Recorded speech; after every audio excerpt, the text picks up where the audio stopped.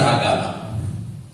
Satu, moderasi beragama adalah cara pandang dan praktek kehidupan beragama yang mengejawantahkan esensi ajaran agama, yang melindungi martabat kemanusiaan dan membangun kemaslahatan dengan prinsip adil, merata, dan mentaati konstitusi sebagai kesepakatan bersama.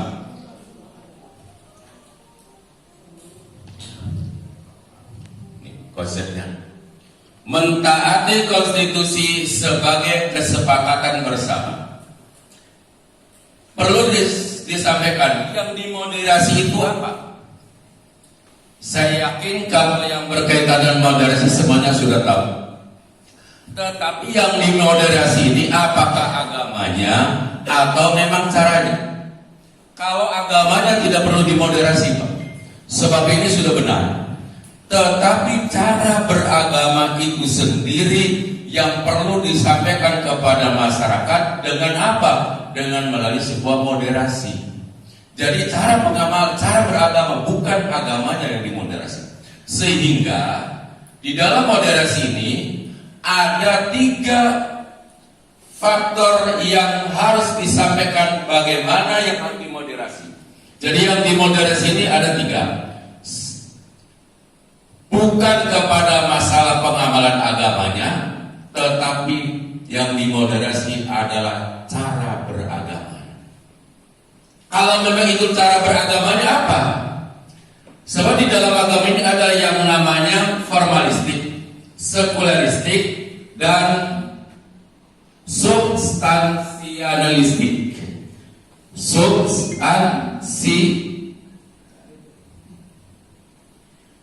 Formalistik artinya ketika orang itu beragama kadang-kadang memandang dari segi formalitasnya, maka ini tidak perlu untuk dilakukan sebuah moderasi. Kalau formalitas di dalam beragama apa? Seperti sebuah lembaga ini tidak perlu. Nah, begitu juga sekularistik. Sekularistik itu adalah individu. Jadi kalau formalistik adalah yang berkaitan dengan antara agama dan negara dipisahkan, kalau sekularistik adalah berkaitan dengan individu. Yang harus kita lakukan moderasi adalah berkaitan dengan substansi atau esensi di dalam ajaran agama itu sendiri. Jadi esensi di dalam ajaran agama inilah yang kita lakukan adanya sebuah moderasi beragama. Kenapa kita perlu adanya moderasi beragama? Ada 3 latar belakang perlunya kita melakukan moderasi beragama. Yang pertama, bahwa Indonesia bukan negara sekuler. Indonesia bukan negara sekuler yang memisahkan antara agama dan negara. Dan juga bukan negara agama yang diatur oleh suatu agama tertentu. Kalau negara sekuler apa? Seperti di Amerika. Kalau yang diatur oleh suatu agama tertentu di mana? Di Arab. Jadi Indonesia bukan negara yang diatur oleh suatu agama tertentu dan juga bukan negara sekuler. Oleh karena itu, Indonesia sebagai sebuah negara yang tidak sekuler dan tidak mengatur atau diatur oleh sebuah agama tertentu. Yang kedua, bahwa negara memposisikan sebagai in between.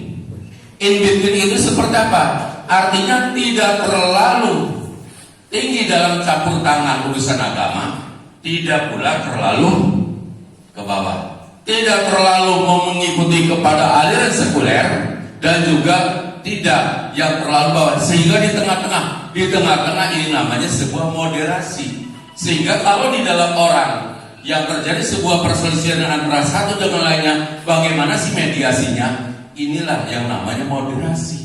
Jadi moderasi ini adalah mengambil jalan tengah dari 2 perselisihan itu. Yang ketiga, bahwa negara menjunjung tinggi kepada nilai-nilai ajaran agama. Nilai-nilai ajaran agama yang mengarahkan kepada sebuah kemaslahatan bersama, sehingga negara memposisikan untuk memberi perdamaian dan kebahagiaan kepada masyarakat. Ini tiga latar belakang kenapa kita adanya moderasi beragama.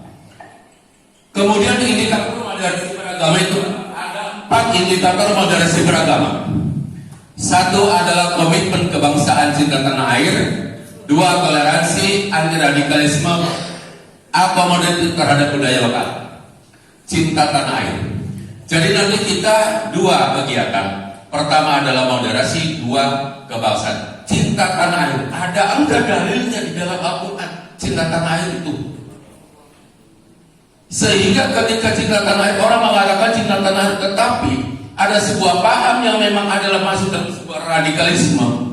Orang ingin memisahkan kepada bangsa Indonesia, ingin mendirikan suatu negara tersendiri. Nah, makanya di sini indikator yang pertama cinta tanah air ini adalah merupakan bagian awal daripada moderasi beragama. Yang kedua, toleransi. 3, anti radikal. 4, akomodatif terhadap budaya lokal. Sekarang yang namanya toleransi, apakah yang namanya toleransi masuk Pak? Saya gambarkan contohnya begini saja. Di dalam sebuah hadis, "Makana yu'minu billahi wal yaumil akhir falyukrim jarahu." Paham itu? Siapa orangnya yang beriman pada hari akhir harus menghargai tetangga. Kita hidup di kampung atau di komplek, di perumahan, tetangga kita itu beda-beda Pak. Ada tetangga kita yang suka gosip, ada tetangga kita yang iri hati, ada tetangga kita yang suka begini. Nah, kalau memang semuanya ditanggapi akan menjadi runyam.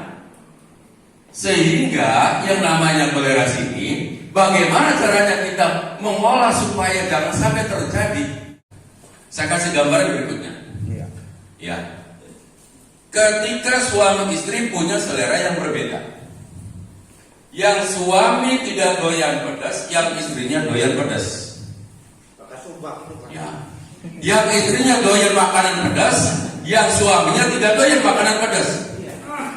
Kalau memang ini tidak diadakan sebuah moderasi, maka apa yang terjadi? Tukaran. Ya. Tukaran terus Pak. Nah, supaya jangan sampai terjadi yang seperti itu, bagaimana caranya? Kita masak dua-duanya. Yang pedas masak seorang istri itu, yang tidak pedas juga masak, sehingga kedoyanan suami juga bisa terlayani, kedoyanan istri juga bisa terlayani. Inilah maksudnya kegiatan moderasi beragama itu seperti itu. Dan ini yang dimaksudkan toleransi. Bukan sekedar toleransi dalam beragama saja, di rumah tangga kita pun juga sebuah contoh. Ya, sebuah contoh artinya toleransi, belajar menghargai orang lain. Kalau tidak menghargai orang lain, apa yang terjadi? Maka di sini terjadi pertentangan antara suami dan istri. Supaya jangan sampai terjadi pertentangan, maka seorang istri masaknya 2. Yang satu adalah pedas untuk istrinya, yang kedua tidak pedas untuk suaminya. Nah, ini aman kan Pak? Toleransi. Anti radikal. Radikal ini timbulnya dari mana? Ya, radikal timbulnya dari mana Pak? Radikal ini timbul karena adanya sebuah pemahaman dari masyarakat, dari kita, yang menganggap diri kita itu paling benar. Ketika dirinya itu adalah menganggap paling benar, maka akan memaksakan orang lain supaya mengikuti kita. Dan inilah salah satu inti daripada moderasi beragama, bahwa jangan sampai menganggap dirinya paling benar. Kalau menganggap dirinya paling benar, maka akan menimbulkan pemaksaan orang lain supaya mengikuti dirinya kita. Kalau tidak mengikuti dirinya kita, maka dia akan mudah kita mengatakan Anda itu adalah kafir. Karena apa? Karena pemaksaan bahwa kita orang yang paling benar. Oh, saya Oleh karena saya paling benar, kamu harus ikut saya. Kalau sudah ikut saya, kalau kamu tidak ikut saya, Anda adalah kafir. Inilah pemaksaan yang namanya pemaksaan. Timbulnya apa? Radikalis itu menganggap dirinya paling benar.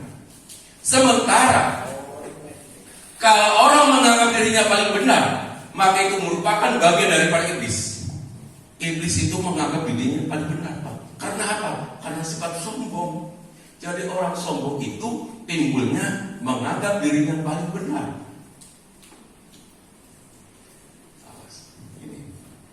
Ini luar biasa. Jadi sombong itu adalah sifat yang menganggap dirinya paling benar.